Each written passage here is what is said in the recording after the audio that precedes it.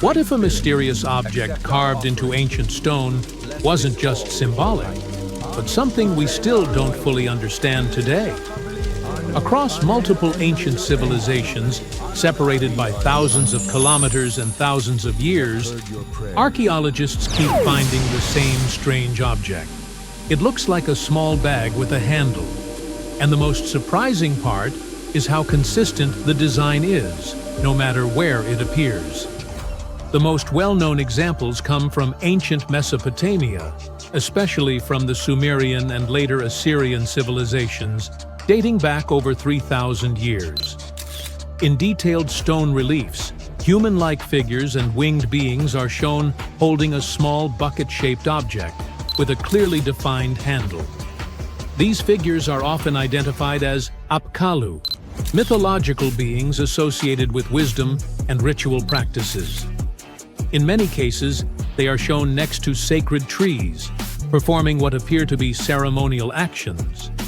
The object itself is almost always depicted the same way. It has a rigid structure, a flat base, and a curved handle that fits perfectly in one hand. This level of consistency is unusual for symbolic art, where shapes often vary depending on the artist or time period. Here, the proportions remain nearly identical across different carvings, suggesting that the object had a specific and recognizable form. In many scenes, the bag appears together with another object that looks like a pine cone. Researchers believe this combination may represent a ritual practice, possibly involving sprinkling water or oils. Based on ancient texts, the most widely accepted explanation is that these objects were ceremonial containers, sometimes described as ritual buckets used in purification ceremonies. But this explanation starts to break down when similar shapes appear outside Mesopotamia. At Göbekli Tepe, one of the oldest known archaeological sites in the world, dating back over 11,000 years, carvings include symbols that closely resemble the same bag-like form. This is thousands of years older than Sumerian civilization. Even more surprising, similar shapes have been identified in Mesoamerican cultures, including early Olmec carvings. These civilizations developed independently, with no confirmed contact between them. Yet the object looks strikingly similar. That raises a difficult question. Why would completely separate cultures depict nearly identical objects? One explanation is symbolic convergence, where different civilizations independently create similar symbols to represent the same idea. A container holding something important or sacred is a concept that could emerge in multiple places. But the precision of the design makes this harder to fully accept. The object does not just look symbolic, it looks functional. The handle is proportioned in a way that suggests it was meant to be carried. The base appears stable, as if it could be placed on a surface. The overall design resembles a real object more than an abstract symbol. This has led some researchers to question whether we are missing part of the picture. More speculative theories suggest the object could represent lost technology or tools that no longer exist. Others believe it may symbolize knowledge, power, or some kind of transfer between humans and the divine. However, there is no physical evidence to support these ideas. No actual object matching this exact design has ever been recovered. And that detail is important. If these were common tools, we would expect to find at least one surviving example. The fact that we only see them in carvings suggests they may have been ceremonial, rare, or even symbolic representations of something that was never meant to be preserved physically. Another key detail is who is holding them. In almost every example, the object is carried by important or mythological figures, not ordinary people. This suggests it had a specific meaning or role, possibly tied to status, ritual authority, or religious practice. Today, the most accepted explanation remains that these were ritual objects used in ceremonies. But that does not fully explain their consistent design or their appearance across different cultures and time periods. The Sumerian bag remains one of those rare cases in archaeology where the object is clearly visible, widely documented, and still not fully understood. It is not hidden or obscure. It appears in some of the most studied sites in the world. And yet, there is still no single explanation that accounts for all the evidence. Sometimes the mystery is not in what we cannot see, but in what we see too often without fully understanding it. 40,000 years ago, someone scratched a few tiny lines and dots onto a piece of bone, and that little mark might be the oldest hard drive humanity ever created. Scientists now believe those Ice Age people weren't just doodling, but recording real information, structured, organized, repeatable data. And this discovery completely shifts the timeline of human intelligence. For decades, archaeologists kept finding strange symbols carved into Stone Age tools and sculptures. Those were simple shapes like crosses, dots, short lines, and tiny notches cut into bone or ivory. Explorers kept finding them in caves across Europe, including Germany, France, and Spain. They showed up on carved animal figurines, tools, and ornaments. Archaeologists dated them to be about 34,000 to 45,000 years old. That means people created these symbols during the Ice Age, when glaciers covered huge chunks of the planet, and mammoths still wandered the plains. For a long time, researchers believed these signs meant nothing in particular, maybe decorations, maybe tribal art. But a new computational study led by a linguist and an archaeologist showed it was more about data than decoration. The team analyzed more than 3,000 individual symbols carved into around 260 artifacts. They studied every mark and fed them into statistical models, the same type of mathematics researchers use to study language patterns or train artificial intelligence. The goal wasn't to translate the signs yet. Nobody knows exactly what they mean. Instead, the scientists looked at something called information density, which means how much meaningful data you can store in a sequence of symbols. When the researchers ran the numbers, they saw that the symbol sequences had almost the same information density as Proto-Cuneiform. That's the earliest writing system known from ancient Mesopotamia around 3000 BCE. It was roughly 40,000 years later. So, some signs in these Ice Age carvings repeat again and again in predictable ways: cross, cross, cross, line, line, dot. That repetition resembles early data encoding, where patterns repeat because they store structured information. The researchers also analyzed the entropy of the coded messages. Entropy measures how unpredictable a sequence is. High entropy means lots of possible combinations, like a complex password. Low entropy means predictable repetition, and it looks like the Ice Age symbol systems have entropy levels very close to early Proto-Cuneiform tablets. That means the amount of information those carvings could store roughly matches the earliest writing records from the first cities. It proves that humans didn't just suddenly invent writing out of nowhere 5,000 years ago. Instead, humans spent tens of thousands of years experimenting with symbolic encoding systems and gradually increased their complexity until true writing was finally invented. One of the most interesting examples of such a coded message comes from a cave in southwestern Germany. Archaeologists discovered a tiny mammoth figurine carved from mammoth tusk ivory, small enough to fit in your palm. There's a neat row of engraved crosses and dots running along its surface. Another object, called the adorant, is a thin ivory plate.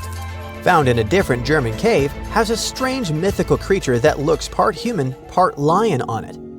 The figure stretches upward like it's worshipping something, and across its body, someone carved rows of tiny dots and notches with careful spacing. Then there's the famous lion-human sculpture. If you look at the arm closely, you can see evenly spaced cuts along the limb. These marks seem intentional, deliberate, almost rhythmic. They look less like decoration and more like entries in a ledger. It makes those artifacts something like USB drives made of ivory. And because these ancient USB drives appear in different regions of Germany and in other parts of Europe, it could mean that Ice Age humans may have shared such symbolic messages across huge distances. Those hunter-gatherers living thousands of miles apart probably recognized the same patterns scratched into bone tools. Of course, scientists still don't know the exact meaning of these symbols. They could represent seasonal calendars, migration cycles, clan markers, or some concepts tied to rituals. So the most important discovery for now isn't the translation, but the structure of the signs that behave like a system. This coding system isn't the only proof that ancient minds invented complex systems long before modern technology arrived. There's a thick oval slab of limestone in a museum in the Netherlands. Archaeologists dug it up in the late 1800s and assumed it was some kind of Roman game board. The problem was that nobody could figure out the rules. The carved lines didn't match any known ancient game. Only in 2026, researchers finally solved the mystery with help from artificial intelligence. If you look at the stone closely, you can see that certain grooves on it are slightly deeper than others. It means that people slid pieces across those lines repeatedly, and the stone wore down over time. Conservation experts created extremely detailed 3D scans of the limestone surface to analyze those wear patterns. Those scans showed differences in depth smaller than a human hair. Every tiny groove became a clue about how players once moved their pieces. Then, the team brought in a special AI game simulation system designed to understand board games. They fed the system rules from about 100 historical games and asked it to test possibilities onto a digital copy of the Roman board.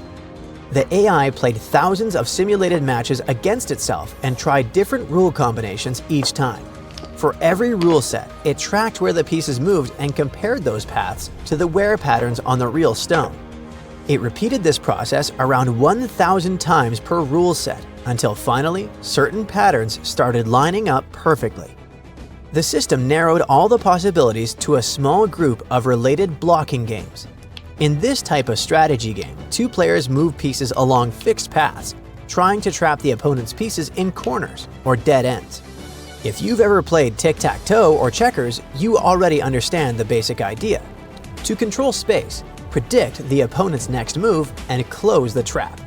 The simulations showed that the Romans most likely played this game with small tokens made of glass, bone, or pottery sliding along those carved grooves. And that discovery matters more than you might think. Historians used to believe blocking games appeared in early medieval Europe, centuries after the Roman Empire collapsed. But this limestone board showed them that such games existed nearly 1,000 years earlier. So, Roman players had strategy games that helped them develop forward planning, recognizing patterns, and thinking of different combinations and possibilities.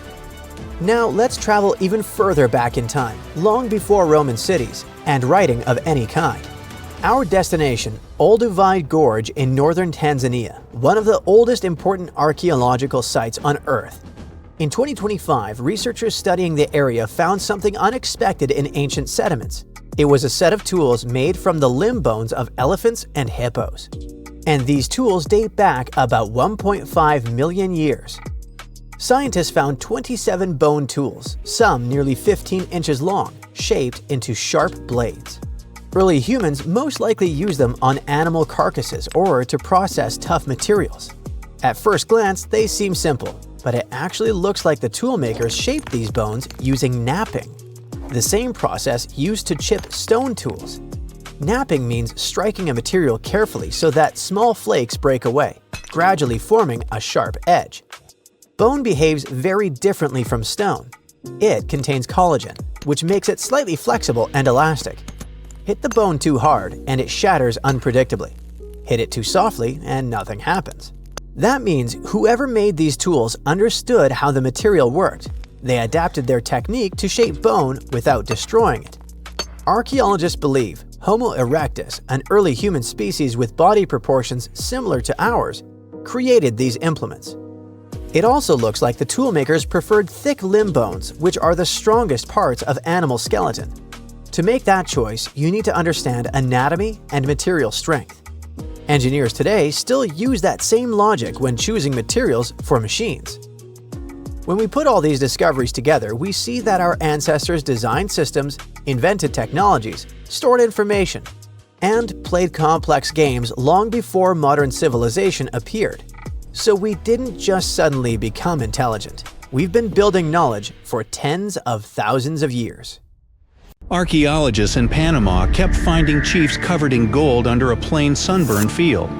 Weird enough, then they found chief regalia so small it could only belong to a child. That discovery shifted the interpretation of the site. El Caño was no longer just a rich ceremonial site. It looked more like a place where power could pass from one generation to the next. And now, a newly opened chamber there has expanded that picture.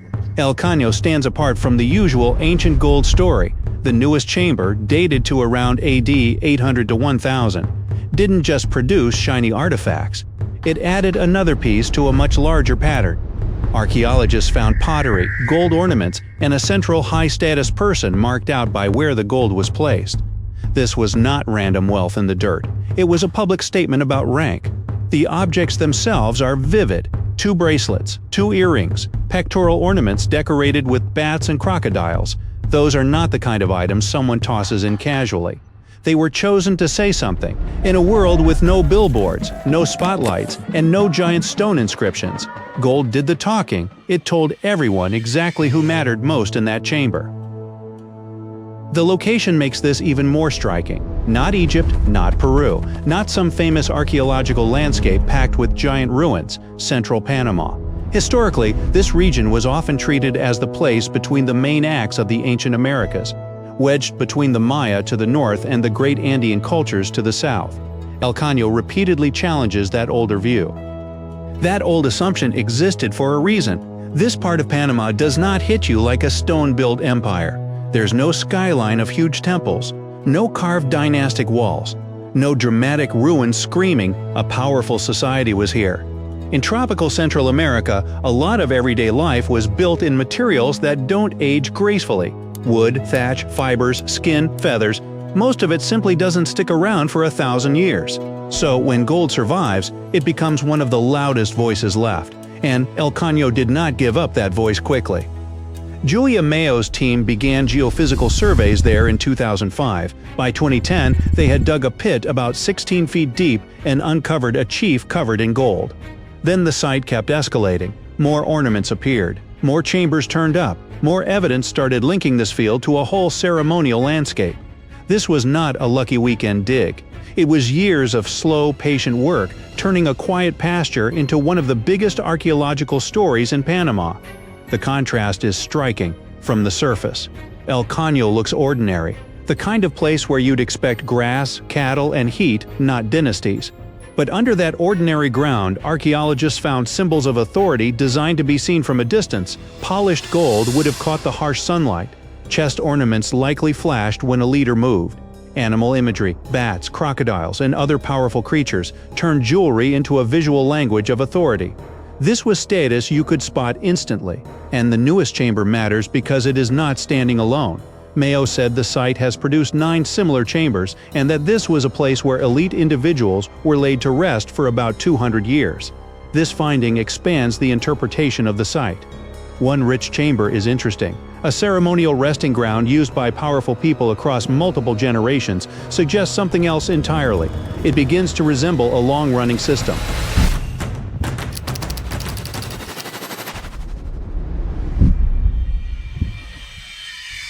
You can see that system even more clearly in another major El Caño find from 2024. Archaeologists uncovered the shared chamber of an important Cocle lord buried around 750 to 800 CE. Inside were gold ornaments, ceramic objects, bells, skirts, and a set of flutes. The team dubbed him the Lord of the Flutes, which sounds almost legendary until you remember this is not a myth. It's a real person from a real ceremonial tradition found in the same site. The scale grows even larger around that burial. Researchers found many other individuals placed in the same setting. Reports said the total could reach more than 30 people. At that point, you are no longer looking at one important person with a collection of objects. You are looking at an event, a choreographed display, a message to everyone watching that this leader stood at the center of a much bigger social order. This interpretation is supported by research. A 2020 study of El Caño's multiple chambers found the same basic pattern again and again. One highest status individual in each other, people arranged around that central figure, and a strong sense that the whole composition represented social order. The authors also concluded that some of these final ceremonies involved very harsh ritual practices. The layout itself was part of the performance of power. Now go back to the child-sized regalia, because that might be the strangest clue of all. One of Mayo's earlier breakthroughs came when she realized a set of tiny gold objects was too small for an adult. They appear to have belonged to a baby adorned like a chief. Later, the team found gold arm cuffs on the skeleton of a 12-year-old boy. Both finds point in the same direction. Status here may not have been something a person earned late in life. It may have started at birth. That implication is significant. If rank passed from father to son, then El Caño was not showing us a few isolated leaders. It was revealing a hereditary power system. That means established families, succession, and rules strong enough for an entire community to recognize them. Gold-working specialists had to exist, ceremonial knowledge had to be preserved, labor had to be organized. These were not loose little villages improvising everything as they went. This was structure. It also explains why El Caño feels bigger than a treasure story. Gold draws attention first. The real subject is political sophistication. The objects are only useful because of what they reveal: hierarchy, ceremony, inherited authority, and a leadership class that could stage power in a way everyone understood. Gold is what catches your eye first. The social system is what keeps the site interesting once the shine wears off. There is another reason El Caño matters so much. Less than 2 miles away sits Sitio Conte, the older Panamanian site that had long provided the main evidence for this gold-rich tradition. For years, Sitio Conte was the big reference point. Then El Caño started turning up its own chiefs, its own ornaments, its own ceremonial patterns. Suddenly, this was not one isolated hotspot. It was a broader cultural world, hiding in plain sight across the same landscape. Once you imagine that world, El Caño becomes incredibly visual. No giant stone monuments. Fine, the ceremony can still feel huge. Flutes playing, bells moving, gold breastplates flashing, beads sewn into clothing, animal symbols broadcasting lineage and rank. One early chief found at El Caño wore gold breastplates, arm cuffs, a bracelet of bells, a belt of hollow gold beads, and more than 2,000 tiny gold spheres arranged as if sewn onto a sash. That is not subtle fashion. That is ceremonial theater. Imagine one of these final ceremonies. A leader is placed at the center. Gold catches the light. Music carries across the field. Companions are arranged with strict meaning.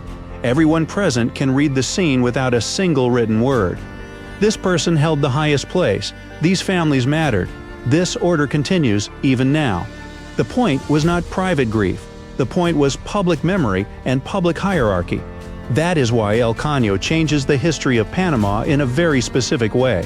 It does not just add one more archaeological attraction to the map, it shows that central Panama had its own powerful chiefs, its own ceremonial specialists, its own symbols of rank, and probably its own dynastic lines. This region was not just absorbing importance from bigger neighbors, it was generating its own, and the site is still making that point clearer. El Caño has already revealed multiple elite chambers across years of excavation, and each new one expands the story. So the key discovery here is not a bracelet, or an earring, or even a chamber filled with gold. It is the realization that an ordinary Panamanian field was hiding a cemetery of rulers and clues to a forgotten power system that had been there the whole time, just waiting for someone to look deeper. Beneath the sands of Luxor, scientists found something that was perhaps never meant to be found. Over 1,000 decorated stone blocks that belonged to the ruined temple of a woman pharaoh. It got us thinking, why was this temple so brutally destroyed, and who was this woman? Her name is Hatshepsut, and she is now considered one of Egypt's greatest pharaohs, but for a long time, history almost forgot her. She ruled during the 18th dynasty, from around 1479 to 1458 BCE. She's remembered for her ambitious building projects, successful military campaigns, and flourishing trade expeditions. It turns out she was one out of 4 women to take the title of pharaoh in Egyptian history. The next woman would have to wait for 1,500 years to reign, and that woman we know as Cleopatra. The story of how Hatshepsut got to be a pharaoh is the most colorful part of this tale. As far as most dynastic rules go, it's usually men that are first in line for royal thrones. In Egypt, that was the same. That's why, when Pharaoh Thutmose I had a daughter as his firstborn, that was a big no-no as far as his succession line went. A few years later, Pharaoh Thutmose I passes away. The crown passed to Thutmose II, who ruled briefly, only to leave the throne to his infant son, Thutmose III. In this scenario, Hatshepsut was this pharaoh's stepmother. So what happened was that Hatshepsut served as advisor to her stepson, since he was too young to rule on his own. But after 7 years, she made an unprecedented move. She decided to seize power and declared herself Pharaoh of Egypt. Now, this was not a simple power grab. Hatshepsut understood that if she wanted to rule, she had to present herself as a legitimate king. In a bold move, she adopted the full royal regalia, including the false beard traditionally worn by male pharaohs. She was often depicted in statues and hieroglyphs as a man, wearing the pharaoh's kilt and headdress. But this wasn't about disguising herself. Experts believe she never tried to hide her identity.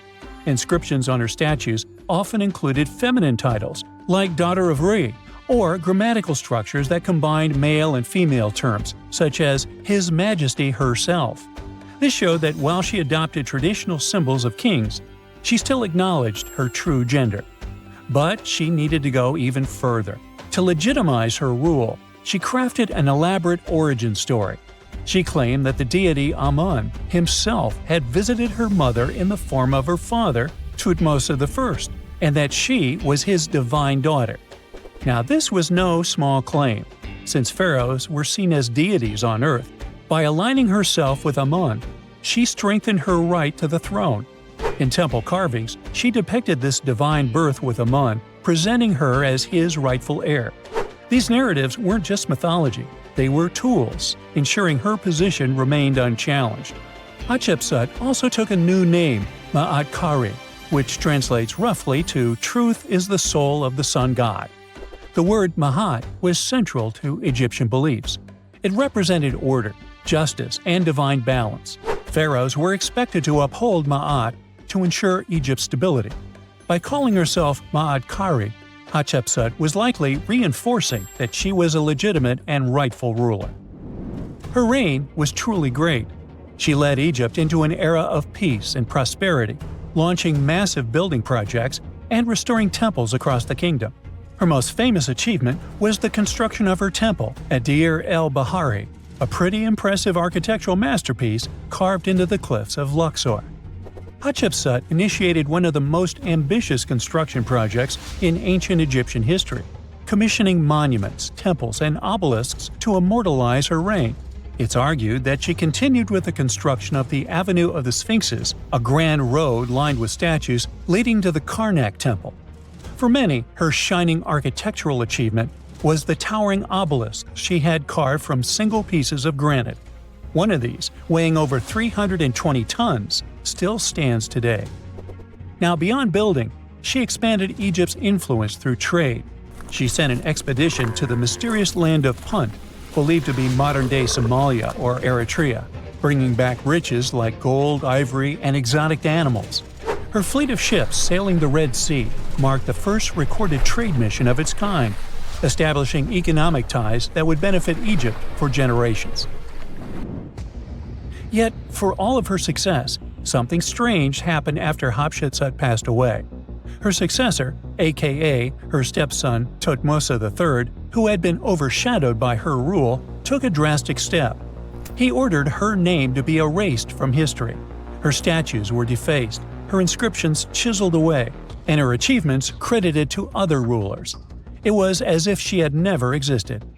Some believe Thutmose III wanted to reclaim his rightful place as pharaoh, while others suggest that later rulers, uncomfortable with the idea of a female pharaoh, sought to restore traditional male dominance.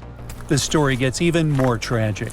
The power struggle between stepmother and stepson continues, since, even after her passing away, Thutmose III built his own temple right next to Hatshepsut's at the Valley of the Kings.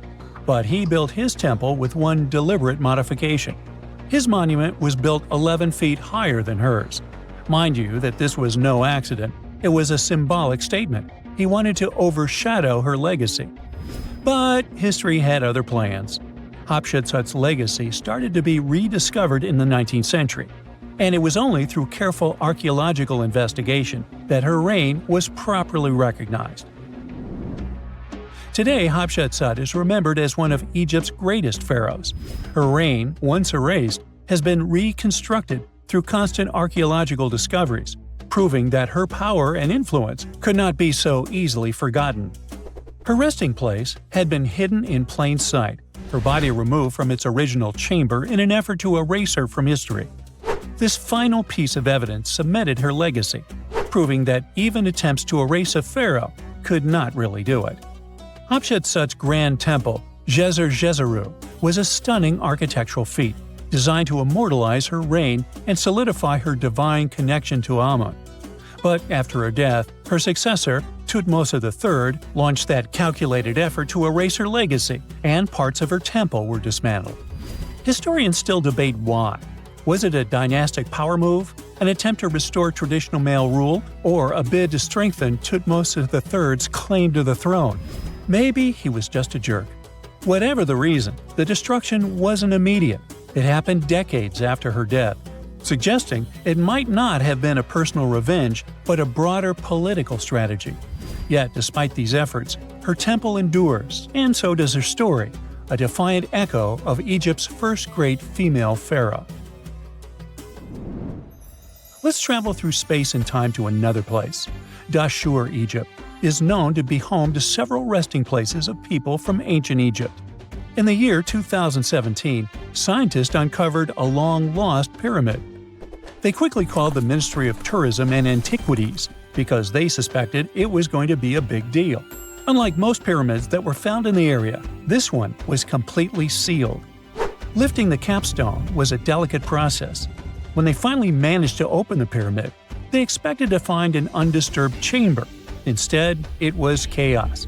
The place had been looted, and the personal items of the person that had passed away were scattered all over.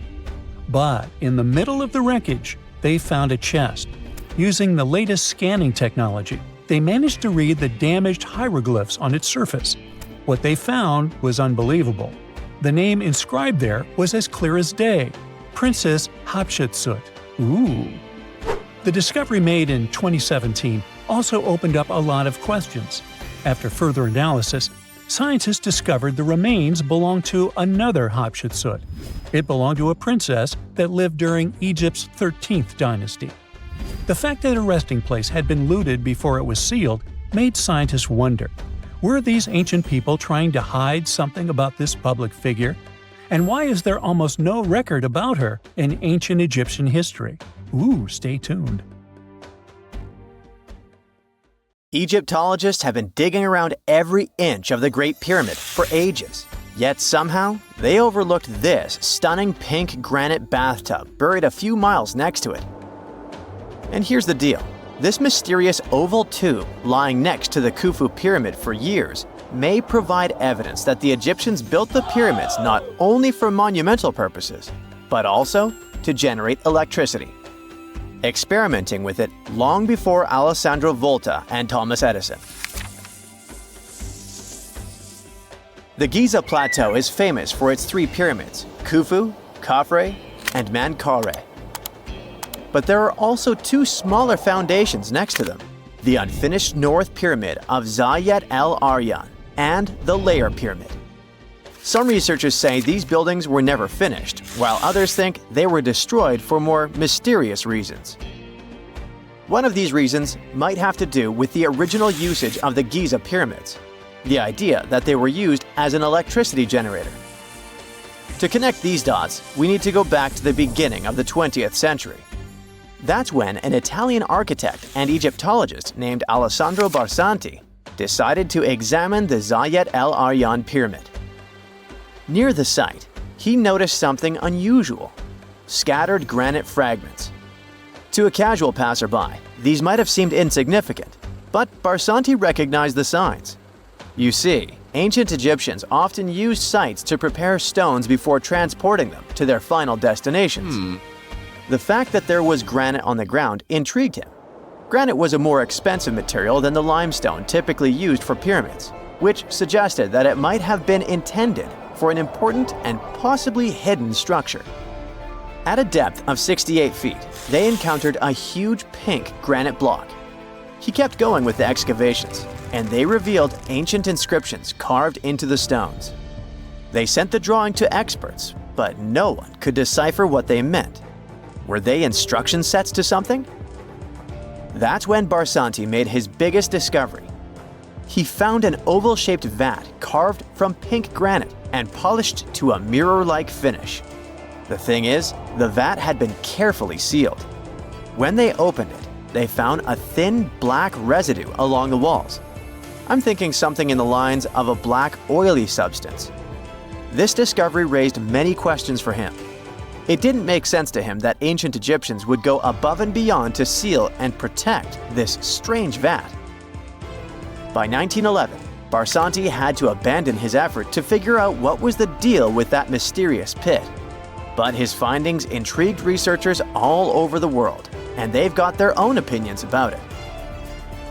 One of these modern theories suggests that the other pyramids could have been used as a part of a bigger whole.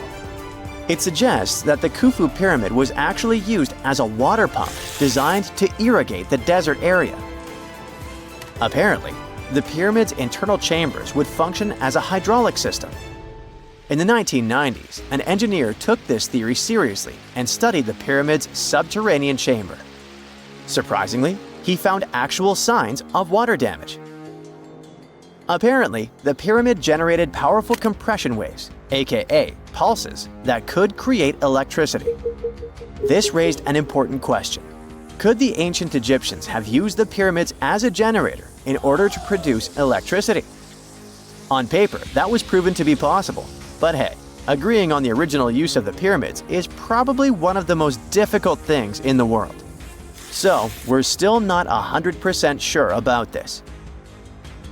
Apart from that, Egypt is a playground for important discoveries regarding humanity's past. I mean, scientists have just discovered what looks like a cosmic command center, similar to that room from the Doctor Strange movies.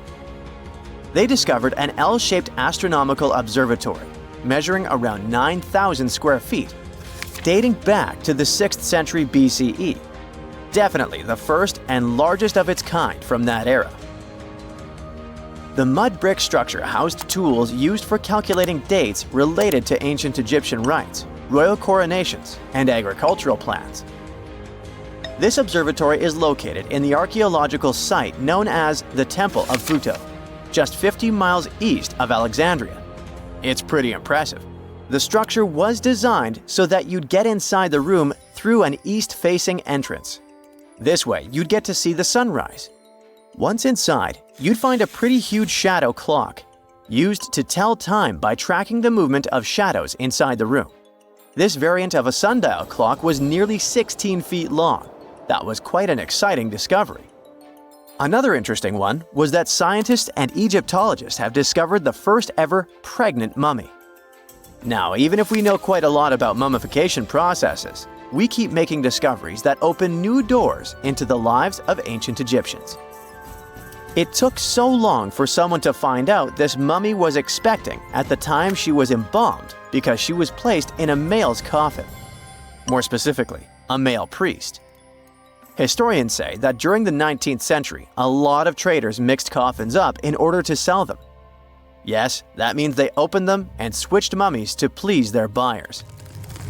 It was a complete surprise because they were hoping to study more about ancient health issues when they opened this coffin up. But they had another special research on their hands: prenatal practices in ancient Egypt. This mummified woman, who lived about 2,000 years ago, was from 20 to 30 years old when she passed away. She was found in Thebes, and her remains were incredibly well preserved. You see, mummification recipes varied across Egypt.